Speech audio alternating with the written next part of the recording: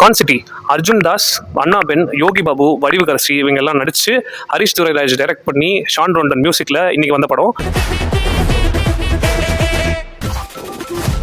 மறக்காம ஃபிலிம் சேனலில் ஃபாலோ பண்ணிக்கோங்க. ஒரு நிமிஷத்தில் நான் சொல்லிடுறேன், ஸ்கிப் பண்ணாமல் பாருங்க. படத்தோட கதை என்ன அப்படின்னா, அர்ஜுன் தாஸ், அண்ணா பென், அப்புறம் யோகி பாபு, அவங்க அம்மா வடிவுகரசி. ஸோ இவங்க 4 பேருமே வந்து செப்பரேட்டாக வாழ்ந்துட்டு இருக்காங்க. ஸோ இவங்க 4 பேருக்குமே வந்து பண கஷ்டம் வருது.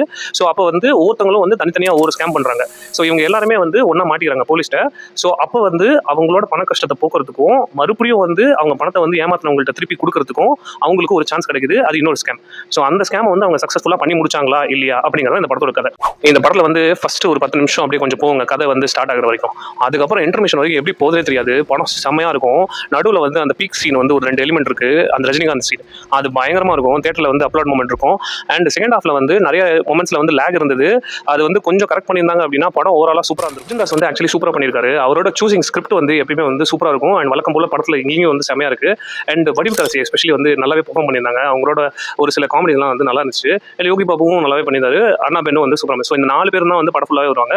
மியூசிக் டைரக்டர் ஷான் ரோல்டன் சூப்பராக பிஜிஎம் ஒர்க் அவுட் பண்ணியிருக்காரு. அண்ட் படமும் வந்து நிறைய இடத்துல வந்து மியூசிக் சூப்பராக ஒர்க் அவுட் ஆயிருக்கு. இந்த படத்தோட டைரக்டர் ஹரிஷ் துரைராஜ் ஏற்கனவே வந்து டூரிஸ்ட் ஃபேமிலியில் அசோசியேட் டைரக்டர் இருந்திருக்காரு அண்ட் ப்ரொடியூசராக இருந்திருக்காரு. ஸோ இந்த படத்துக்கும் அவர் ப்ரொடியூசர் as well as இந்த படத்தோட டைரக்டர் அவர் தான். நல்லாவே பண்ணியிருக்காரு. ஃபர்ஸ்ட் படம் மாதிரி தெரியல.